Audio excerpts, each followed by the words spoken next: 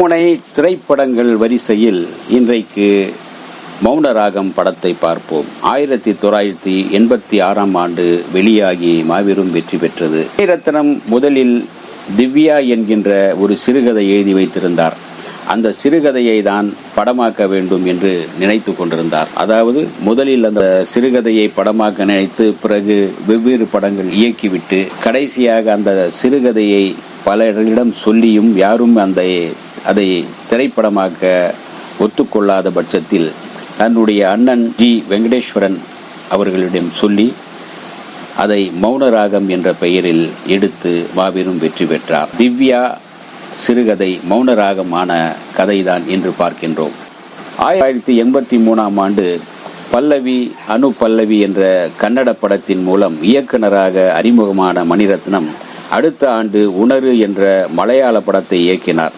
1985 ஆண்டு பகல் நிலவு, இதய கோயில் ஆகிய 2 படங்களையும் இயக்கிய மணிரத்னம் 1986 ஆண்டு இயக்கிய மௌனராகம் வெள்ளி விழா படமாக அமைந்ததுடன் சிறந்த படத்திற்கான தேசிய விருதையும் அவருக்கு பெற்று தந்தது. திரைக்கு முன்னால் தோன்றியவர்கள் மோகன், கார்த்திக், சங்கரன், வி.கே. ராமசாமி, ரேவதி, வாணி, கலைச்செல்வி, பேபி சோனியா மற்றும் பலர். திரைக்கு பின்னால் உழைத்தவர்கள் ஒளிப்பதிவு பி.சி. ஸ்ரீராம், படத்தொகுப்பு பி. லெனின், வி.டி. விஜயன், பாடல்கள் வாலி, இசை இளையராஜா, தயாரிப்பு சுஜாதா பிலிம்ஸ், ஜி. வெங்கடேஸ்வரன், திரைக்கதை வசனம் இயக்கம் மணிரத்னம். 34வது தேசிய திரைப்பட விருதுகளுக்கான போட்டியில் சிறந்த மாநில மொழி படத்திற்கான விருதை வென்ற மௌனராகம் சிறந்த இயக்குனருக்கான பிலிம்பேர் விருதை மணிரத்னத்துக்கு பெற்று தந்தது. இசைஞானி இளையராஜா இசையில் உருவான நிலாவேவா, மன்றம் வந்த தென்றலுக்கு, சின்ன சின்ன வண்ணக்குயில், சின்ன சின்ன வண்ணக்குயில், நீ விழும் இரவு, ஓஹோ மேகம் வந்ததே போன்ற பாடல்கள் இன்றும் ரசிக்கப்படும் அளவுக்கு சூப்பர் ஹிட்டான பாடல்கள் அந்த ஆண்டில் திரும்பிய பக்கமெல்லாம் ஒலித்து கொண்டிருந்தது. படத்தின் நாயகி பெயரில் திவ்யா என்று தலைப்பிட்டு தான் இந்த படத்துக்கான திரைக்கதையை எழுதியிருந்தார் மணிரத்னம்.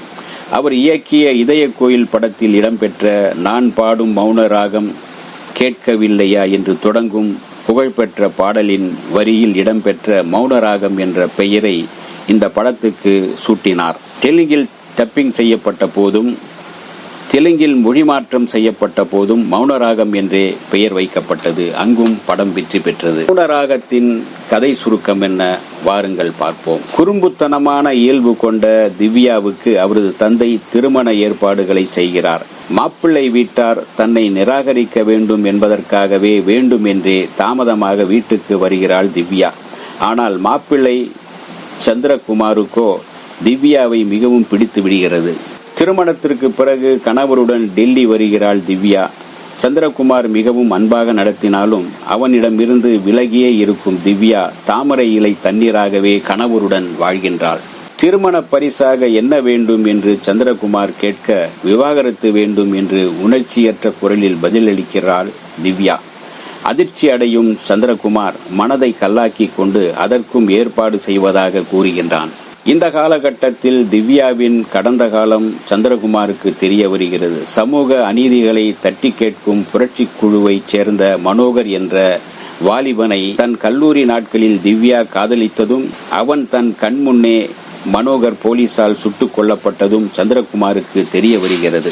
திவ்யாவின் கடந்த காலத்தை பொருட்படுத்தாமல் அவளுடன் சேர்ந்து வாழ சந்திரகுமார் விரும்பினாலும் திவ்யா தன் காதலை மறக்கவோ புதிய வாழ்க்கையை ஆரம்பிக்கவோ தயாராக இல்லை. புதிதாக திருமணமான ஜோடி சேர்ந்தாற் போல விவாகரத்து கேட்டு விண்ணப்பித்தாலும் 1 வருடம் சேர்ந்து வாழ்ந்தால் மட்டுமே சட்டப்பூர்வ விவாகரத்து கிடைக்கும் என்பதால் வேறு வழியின்றி கணவருடன் ஒரே வீட்டில் வசிக்கும் நிர்பந்தம் திவ்யாவுக்கு ஏற்படுகிறது. கணவன் தன் மீது காட்டும் பரிசுத்தமான அன்பை புரிந்து கொள்ளும் திவ்யா மனம் மாறி கணவனுடன் இணைகின்றார். இதுதான் மௌனராகத்தின் கதை சுருக்கம். இந்த வீடியோ உங்களுக்கு பிடிச்சிருந்தா லைக் பண்ணுங்க, ஷேர் பண்ணுங்க, கமெண்ட் பண்ணுங்க, சப்ஸ்கிரைப் பண்ணுங்க, மறக்காம பெல் ஐகானை கிளிக் பண்ணுங்க.